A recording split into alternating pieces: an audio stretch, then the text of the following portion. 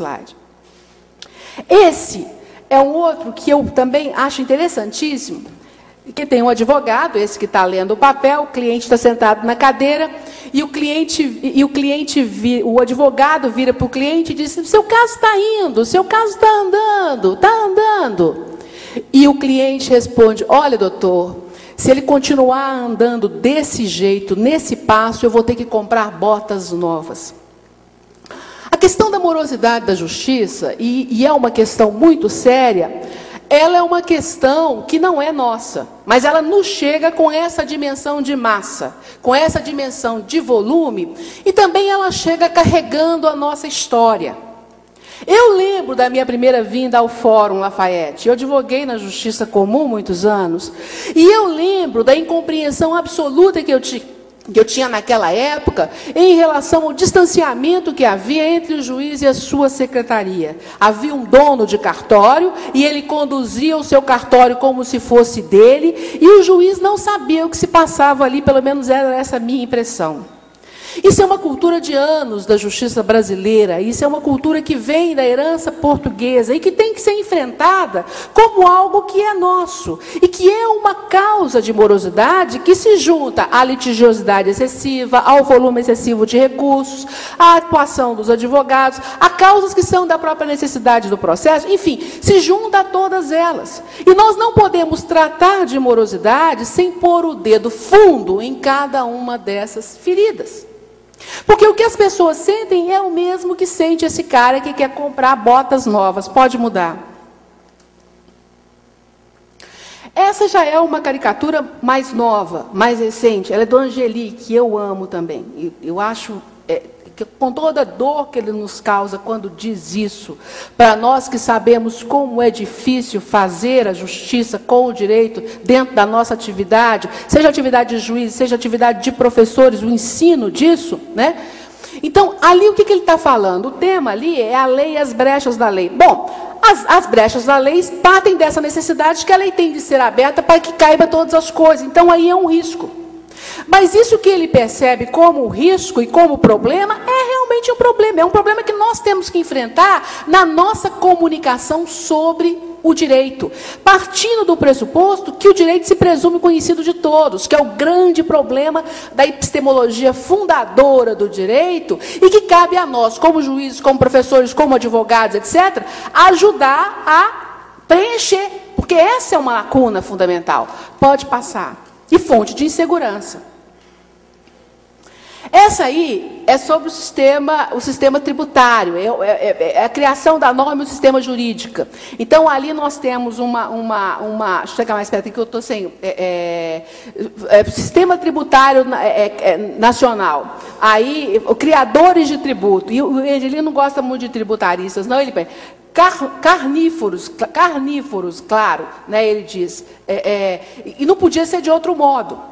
Então, o que é isso? É a visão da profusão legislativa, é a visão da antinomia, é a visão de um sistema desconectado em alguma medida, né, e que não tem a unicidade. E nós é que temos que dar conta das soluções ou das respostas desse sistema. Pode mudar. E aí vem a outra questão, que é o advogado treinando a argumentação na frente de uma imagem, de um juiz que ele vai ter que convencer. Então, ele está dizendo assim, eu estou aqui treinando para falar diante de Vossa Excelência com toda a sua nobreza. E aí nós temos problema do argumento, da aplicação da norma e do fato básico de que as palavras não são as coisas. E de que nós vamos aplicar a normas a realidades que nós necessariamente não conhecemos nos casos singulares e que nem sempre podemos imaginar toda a extensão daquilo que vai vir da nossa decisão. Pode passar. E essa é a gravura que está do lado da minha mesa de trabalho. Numa outra apresentação que eu fiz outro dia, eu pus uma fotografia dessa mesa de trabalho. E, Mônica, eu estou no mutirão, tenho 150 processos para julgar, estou julgando sozinho, já fiz 79 até amanhã de hoje, tenho mais alguns tantos para fazer até 50 nas próximas 3 semanas. Isso está na minha mesa, é do Domia também. Ali nós temos 2 advogados e a morte, é o que está atrás. E na minha mesa está exatamente para lembrar de segurança e insegurança. Para lembrar do que é a minha responsabilidade como juiz, o que é a nossa responsabilidade como juíza. Pode passar. O Antônio Manuel Espanha, que é um autor espanhol, desculpa, ele é Espanha, mas ele é português, que é um autor português que eu gosto muito, de história do direito, ele fala dessas questões sobre os textos jurídicos. Em primeiro, o texto jurídico, conceitos flexíveis é uma expressão ambígua e complicada, mas nós lidamos com isso. Quer dizer, o texto jurídico ele tem várias interfaces, as interfaces são múltiplas, elas se dão no cotidiano, no invisível, elas se dão nos nossos processos. E ele tem uma estrutura dentro do plano sintático que ela é pouco organizada. Então, nós nunca vamos dominar essa cena toda. Que tem sensibilidades, né, sofre a influência do mundo cotidiano. Ainda que o nosso direito não seja costumeiro, ele é legislado, mas as pressões estão aí, as tensões estão aí. Então, quer dizer, as pressões existem e trazem essa sensação que é uma sensação de segurança. Outro dia eu ouvi uma pessoa falando sobre questão de segurança, estou quase acabando, de segurança, e ela dizia o seguinte, olha, além de nós termos que resolver a questão da segurança mesmo, ou seja, diminuir o volume de bote, diminuir a criminalidade e tal, nós temos um outro dado, que é a sensação de insegurança. E aí entra essa outra questão, que é a gestão do processo. Estão falando muito em gestão, e eu concordo absolutamente com essa questão de gestão de varas. No livro que eu escrevi em 93 sobre equidade, eu acho que uma das faces da equidade está no fato de o juiz controlar a sua secretaria. Isso, para mim, é um dogma de fé.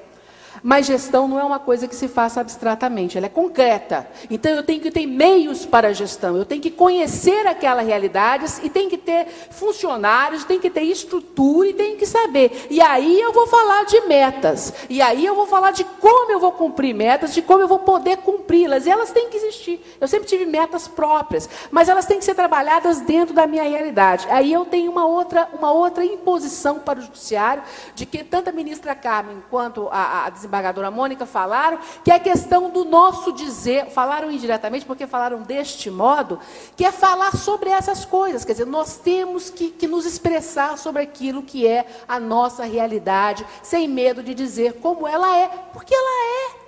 Não posso inventar uma realidade que não é a minha, ela é. São 18 audiências por dia, 16 audiências por dia, cada uma de um jeito, e tem audiência de caso de R$500 que demora 1h30, mas eles estão ali, eu tenho que ouvi-los, né?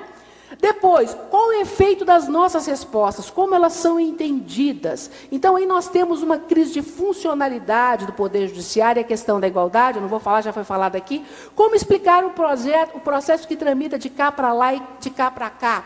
Como que explicar nessa questão que nos afeta a nós, Justiça Estadual e Justiça do Trabalho, ao jurisdicionado, que por alguns anos nós não nos decidimos sobre quem era a competência, e processos transitaram por 8, 9 anos, de cá para lá e daqui para cá, até que fossem para a justiça, ou que fossem julgados aqui, a depender. Quem entende isso? Quem entende essa lacuna? Ainda que essa palavra seja uma palavra difícil, quem entende essa fresta, né?